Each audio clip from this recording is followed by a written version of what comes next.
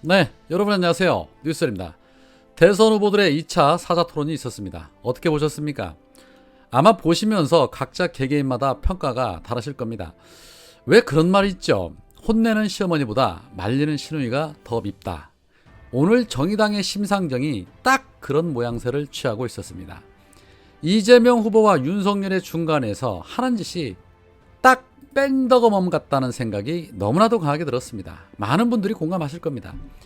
심상정은 그야말로 윤석열 이중대 역할을 하기 위해서 나온 사람으로 보였고 싸움 딱 같았다라는 생각이 들었으며, 안철수는 그냥 그런 모범생 같다라는 생각이 들었고, 윤석열은 본인 나름대로는 여유로워 보이고 센 척 보이려는 태도를 보이고 싶었겠지만, 보는 사람 입장에서는 토론에 임하는 태도가 매우 거만하고 교만해 보였으며, 이제 막 사춘기가 시작된 중2병 걸린 철없는 반항아 같아 보였습니다.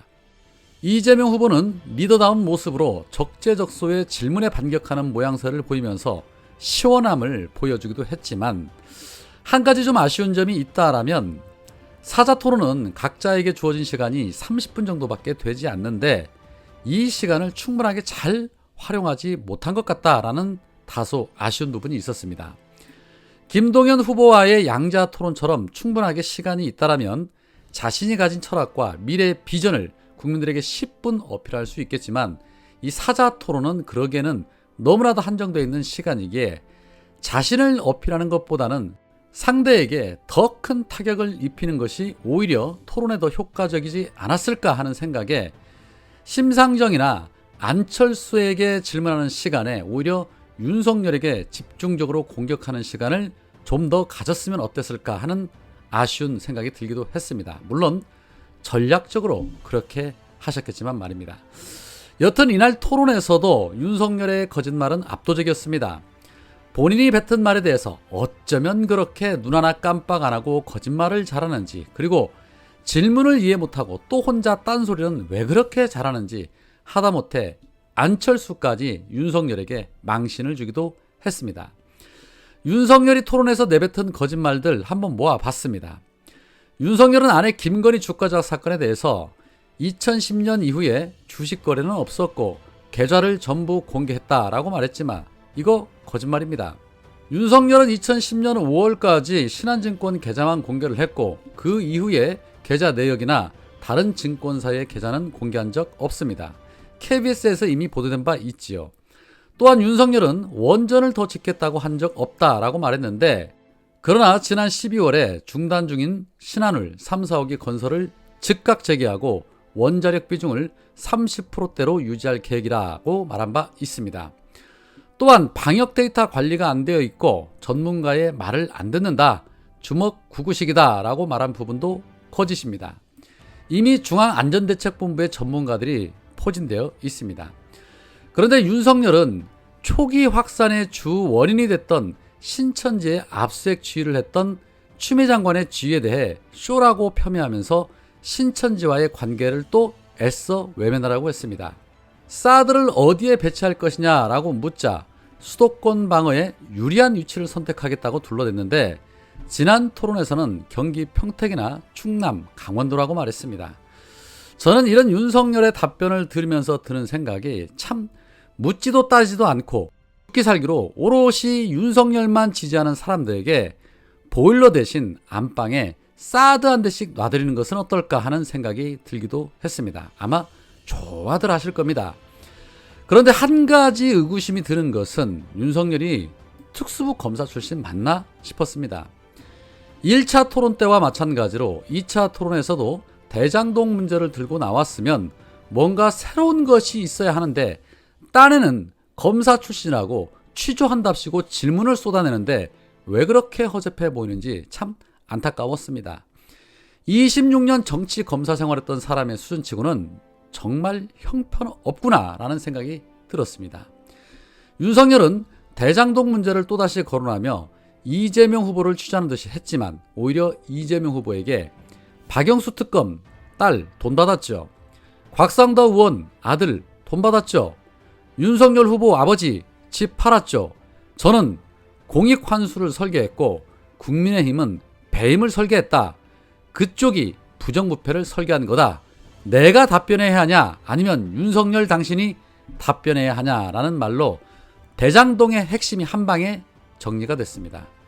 이 한마디에 윤석열은 할 말을 잃고 웃고만 있었습니다. 또 있었습니다. 윤석열이 이번에는 두산그룹이 얽힌 정자동 의혹을 꺼내 들었습니다. 윤석열은 정자동에 두산그룹이 소유한 병원 부지 3,000평을 상업용도로 용지 변경해주면서 두산그룹이 72억 원에 취득한 것이 수천억으로 급상승했다. 두산은 담보대출로 1,300억을 받아서 자금난을 해소했다. 두산건설은 그 직후 1년에 21억씩 총 42억 원을 성남FC에 후원금 기부를 했다. 담보대출 받아서 자금난 해소하는 기업이 성남FC에 40억 원 넘는 후원금을 내는 것은 납득이 어렵다. 이재명 후보가 시장 재직할 때 3년간 165억 원의 기업 후원금이 들어왔는데 사용처 등을 왜 떳떳하게 밝히지 못하는가라고 질문을 하자 이재명 후보는 기업이 장기간 방치된 땅을 이용해서 관내로 들어오면 기업의 유치가 된다. 윤석열 당신도 새만금에 가서 원가로 토지 공급 혜택 주겠다고 했는데 네가 하면 기업 유치고 내가 하면 특혜냐? 이 땅은 30년 전에 병원을 짓다 중단을 해서 흉물로 남은 것을 바꿔줘서 세금 늘어나고 일자리 생기고 공공취득으로 300억 원 이상 환수를 했는데 기업 유치를 잘했다고 칭찬해야지 비난하는 게 맞냐? 경찰에서 3년 6개월간 국민의힘이 고발을 해서 자금 추적을 다 했다. 사실이 아닌 것을 갖고서 검사가 왜 그러냐라고 강하게 후려쳤습니다. 팩트를 이길 수는 없지요. 제 아무리 없는 죄를 만들어내는 검사 출신들 진실을 이길 수는 없는 것입니다. 아직 후보를 확실하게 결정하지 못한 분들은 이번 토론을 보고 마음을 굳힌 분들 많으셨으리라 봅니다. 자, 끝으로 이재명 후보께서는 이렇게 마무리를 합니다. 국민 여러분, 보시는 것처럼 정말로 위기입니다. 이 위기를 넘어갈 유능한 리더가 반드시 필요합니다. 무능함과 복수심만으로 우리의 미래를 망칠 수 없습니다. 이번 3월 9일 우리 국민들의 삶과 이 대한민국의 운명을 결정하게 됩니다. 무능한 복수자들의 복수 혈전의 장이 아니라 우리 국민들이 더 나은 삶을 사는 유능한 후보, 유능한 경제 대통령 후보를 선택해 주십시오 라고 말입니다. 그게 바로 이재명입니다. 정권 교체를 원하시거든 능력 있고 국민의 삶을 바꿔줄 사람으로 선택을 해야 합니다. 이재명은 반드시 해냅니다. 오늘은 여기까지입니다. 고맙습니다. 네, 이게 시작이 됐기 때문에 끝내면 제가 마치 할 말이 없는 것처럼 될 여지가 있어서 제가 조금만 더 말씀드리겠습니다. 양해 부탁드립니다. 일단 대장동 얘기 또 하시는데요. 대장동은 박영수 특검 딸 돈 받았죠. 곽상도 의원 아들 돈 받았죠. 우리 윤 후보님 아버지 집 팔았죠. 저는 공익 환수를 설계했고 국민의힘은 배임을 설계한 겁니다. 그쪽이 부정부패를 설계한 거죠. 제가 답변해야 됩니까? 윤 후보님이 답변해야 됩니까? 이 점 분명하게 해드리고요.